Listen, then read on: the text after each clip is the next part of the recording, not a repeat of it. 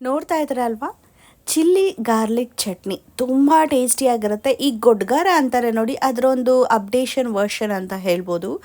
ಇದನ್ನು ನಾವು ರೊಟ್ಟಿ ಜೊತೆ, ಚಪಾತಿ ಜೊತೆ, ಹಾಗೆ ದೋಸೆ ಜೊತೆಗೂ ಕೂಡ ತಿನ್ಬೋದು. ಇನ್ನು ಬಿಸಿ ಅನ್ನಕ್ಕೆ ತುಪ್ಪ ಹಾಕ್ಕೊಂಡು ಕೂಡ ಇದನ್ನು ತಿನ್ಬೋದು. ತುಂಬ ಟೇಸ್ಟಿಯಾಗಿರುತ್ತೆ. ಹೇಗೆ ಮಾಡೋದು ರೆಸಿಪಿ ಅಂತ ನೋಡೋಣ ಬನ್ನಿ. ನಮಸ್ಕಾರ, ನಾನು Shweta. Welcome back to another recipe. ಮೊದಲು ಒಂದು 10 ಬ್ಯಾಡಗಿ ಮೆಣಸಿನ್ಕಾಯಿ ಹಾಗೆ ಒಂದು ಅರ್ಧ ಓಳಿನ ನಿಂಬೆಹಣ್ಣು ಗಾತ್ರದಷ್ಟು ಹುಣಸೆಹಣ್ಣ ತೊಗೋಬೇಕಾಗತ್ತೆ. ಹುಣಸೆಹಣ್ಣ ಬಳಸೋದಕ್ಕೆ ಇಷ್ಟ ಇಲ್ಲ ಅನ್ನೋರು ನಿಂಬೆಹಣ್ಣು ಹುಳಿನ ಕೊನೆಯದಾಗಿ ಬಳಸ್ಕೋಬೇಕಾಗತ್ತೆ. ಸೊ ಇವಾಗ ನಾನು ಮೆಣಸಿನಕಾಯಿ ಹಾಗೆಯೇ ಹುಣಸೆಹಣ್ಣು ಎರಡನ್ನೂ ಕೂಡ ಬಿಸಿ ನೀರಲ್ಲಿ ಒಂದು 10 ನಿಮಿಷ ನೆನೆಹಾಕ್ಕೊಳ್ತೀನಿ. ಈ ಥರ ನೆನೆಹಾಕೋದ್ರಿಂದ ಕಲರು ಕೂಡ ತುಂಬ ಚೆನ್ನಾಗಿ ಬರುತ್ತೆ, ಹಾಗೆ ಬೇಗ ಸಾಫ್ಟಾಗಿ ನುಣ್ಣದಾಗಿ ರುಬ್ಕೊಳ್ಳೋದಕ್ಕೂ ಕೂಡ ಈಸಿ ಆಗುತ್ತೆ ಅನ್ನೋ ಒಂದು ಕಾರಣಕ್ಕೆ. ನೋಡಿ, ಈ ರೀತಿಯಾಗಿ ಸಾಫ್ಟ್ ಆಗಬೇಕು. ಇವಾಗ ಸಾಫ್ಟ್ ಆಗಿದೆ. ಇದನ್ನು ನಾವು ಒಂದು ಮಿಕ್ಸಿ ಜಾರಿಗೆ ಹಾಕ್ಕೊಳ್ಳೋಣ. ಮೆಣಸಿನಕಾಯಿ ಹಾಗೆ ಹುಣಸೆಹಣ್ಣು ಇಷ್ಟನ್ನು ಮಾತ್ರ ಹಾಕೋಬೇಕಾಗತ್ತೆ. ನೀರನ್ನ ಫುಲ್ಲು ಹಾಕ್ಕೊಳ್ಬೇಡಿ, ತುಂಬ ತೆಳುವಾಗ್ಬಿಡತ್ತೆ.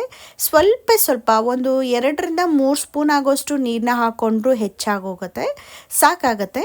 ಇನ್ನು ಇದ್ರ ಜೊತೆಗೆ ಒಂದು ಈರುಳ್ಳಿ ಮೀಡಿಯಮ್ ಸೈಜ್ ಆಗಿರುವಂಥದ್ದು, ಹಾಗೆ ಒಂದು 3 ಬೆಳ್ಳುಳ್ಳಿನ ಈ ರೀತಿ ಸಿಪ್ಪೆ ತೆಗೆದು ನೀವು ಹಾಕೋಬೇಕಾಗತ್ತೆ. ಸಿಪ್ಪೆ ಏನಾದರೂ ನೀವು ತೆಗ್ದಿಲ್ಲ ಅಂದರೆ ಜಾಸ್ತಿ ಬೆಳ್ಳುಳ್ಳಿನ ಬಳಸೋದ್ರಿಂದ ನಿಮ್ಗೆ ಅಲ್ಲಲ್ಲೇ ಸಿಪ್ಪೆ ಸಿಗ್ತಾ ಹೋಗುತ್ತೆ, ಅದಕ್ಕೋಸ್ಕರ ಸಿಪ್ಪೆನ ತೆಗಿಬೇಕಾಗತ್ತೆ. ಇನ್ನು 2 ಸ್ಪೂನ್ ಆಗೋಷ್ಟು ಜೀರಿಗೆ ಹಾಕ್ಕೊಂಡಿದ್ದೀನಿ. ಚಿಕ್ಕ ಸ್ಪೂನು, ದೊಡ್ಡ ಸ್ಪೂನ್ ಆದರೆ 1 ಸ್ಪೂನ್ ಹಾಕ್ಕೊಳ್ಳಿ. ಹಾಗೆ ಅರ್ಧ ಸ್ಪೂನ್ ಆಗೋಷ್ಟು ಮೆಣಸು ನಿಮಗೆ ಕಂಪ್ಲೀಟಾಗಿ ಆಪ್ಷನಲ್ ಆಗಿರುತ್ತೆ. ಖಾರ ಬೇಕಂದರೆ ಸ್ವಲ್ಪ ಮೆಣಸನ್ನು ಹಾಕ್ಕೊಳ್ಬೇಕಾಗತ್ತೆ. ನೋಡಿ, ಈ ರೀತಿಯಾಗಿ ನುಣ್ಣದಾಗಿ ಪೇಸ್ಟ್ ಮಾಡ್ಕೋಬೇಕು. ಮೇನಾಗಿ ಇದಕ್ಕೆ ಬ್ಯಾಡಗಿ ಮೆಣಸಿನ್ಕಾಯಿ ಇಂಗ್ರೀಡಿಯೆಂಟ್ಸ್ ಅಂತ ಹೇಳ್ಬೋದು. ಇನ್ನು ಬೆಳ್ಳುಳ್ಳಿ, ಇವೆರಡೇ ಮೇಯ್ನಾಗಿ ಬೇಕಾಗಿರುವಂಥದ್ದು. ಇನ್ನು ರುಬ್ಬಿಟ್ಕೊಂಡಿದ್ದು ಸೈಡಿಗೆ ಎತ್ತಿಟ್ಕೊಂಡ್ಬಿಡೋಣ. ಹಾಗೆ ಒಂದು ಬಾಣಲಿಗೆ 2 ಸ್ಪೂನ್ ಆಗುವಷ್ಟು ತುಪ್ಪ ಹಾಕ್ಕೊಂಡಿದ್ದೀನಿ. ತುಪ್ಪ ಹಾಕ್ಕೊಂಡ್ರೆ ಸ್ವಲ್ಪ ಖಾರನೂ ಕೂಡ ಮಾಗತ್ತೆ, ಟೇಸ್ಟ್ ಕೂಡ ಇರುತ್ತೆ ಅನ್ನೋ ಒಂದು ಕಾರಣಕ್ಕೆ. ಬೇಕಂದರೆ ನೀವು ಎಣ್ಣೆನೂ ಕೂಡ ಬಳಸ್ಕೋಬಹುದು. ಈಗ ಒಂದು ಬೆಳ್ಳುಳ್ಳಿನ ಸಿಪ್ಪೆ ತೆಗೆದು ಹಾಗೆ ಈ ರೀತಿಯಾಗಿ ಹೆಚ್ಚಿ ಹಾಕ್ಕೊಂಡಿದ್ದೀನಿ.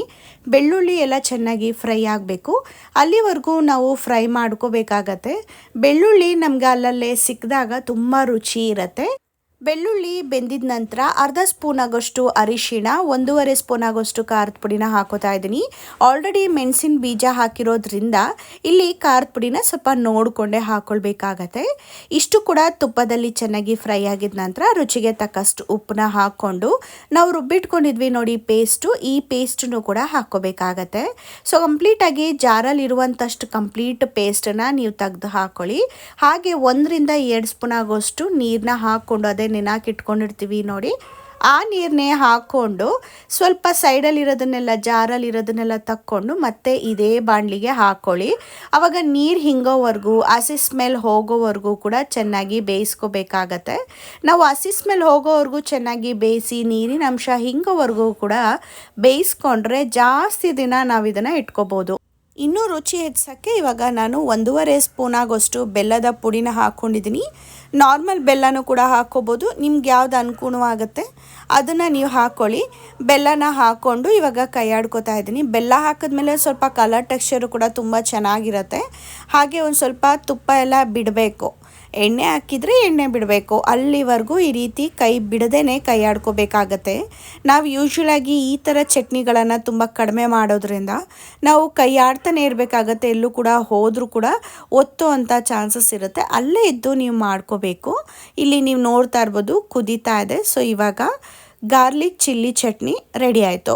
ಇದನ್ನು ಒಂಥರ ಗೊಡ್ಗಾರ ಅಂತಲೂ ಹೇಳ್ಬೋದು. ಸ್ವಲ್ಪ ಆಲ್ಟ್ರ್ ಮಾಡಿ ಈ ರೀತಿಯಾಗಿ ಮಾಡಿಕೊಂಡ್ರೆ ಸೂಪರ್ ಆಗಿರುತ್ತೆ. ಇನ್ನು ಇದನ್ನು ನಾವು 1 ತಿಂಗಳವರೆಗೂ ಇಟ್ಕೋಬೋದು. ಫ್ರಿಜ್ಜಲ್ಲಾದರೆ ಇನ್ನೂ ಜಾಸ್ತಿ ದಿನ ಇಟ್ಕೋಬೋದು.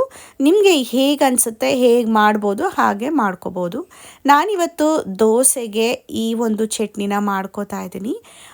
ಇವತ್ತು ನಾವು ದೋಸೆ ಮಾಡಿರೋದ್ರಿಂದ ದೋಸೆಗೆ ನಾನು ಇದನ್ನು ತೋರಿಸ್ತಾ ಇದ್ದೀನಿ. ಬಟ್ ದೋಸೆಗಿಂತನೂ ಚಪಾತಿಗೆ, ರೊಟ್ಟಿಗಂತೂ ಸೂಪರಾಗಿ ಮಾಡಿಸಿದಂಥ ಕಾಂಬಿನೇಷನ್ ಅಂತ ಹೇಳ್ಬೋದು. ಈ ರೀತಿಯಾಗಿ ನೀವು ಕೂಡ ಒಮ್ಮೆ ಮಾಡಿ ನೋಡಿ, ತುಂಬ ಟೇಸ್ಟಿಯಾಗಿರುತ್ತೆ. ಹಾಗೆ ಹೇಗೆ ಬಂತು ರೆಸಿಪಿ ಅನ್ನೋದನ್ನು ಕಮೆಂಟ್ ಬಾಕ್ಸಲ್ಲಿ ತಿಳಿಸಿ. ಈ ವಿಡಿಯೋ ಇಷ್ಟ ಆಯ್ತಂದರೆ ಪ್ಲೀಸ್ ಒಂದು ಲೈಕ್ನ ಕೊಡಿ. ಹಾಗೆ ನೆಕ್ಸ್ಟ್ ವಿಡಿಯೋದಲ್ಲಿ ಡಿಫ್ರೆಂಟ್ ಆದ ಹೆಲ್ದಿ ರೆಸಿಪಿ ಜೊತೆಗೆ ಸಿಗ್ತೀನಿ. ಅಲ್ಲಿವರೆಗೂ ಟೇಕ್ ಕೇರ್, ಬಾಯ್.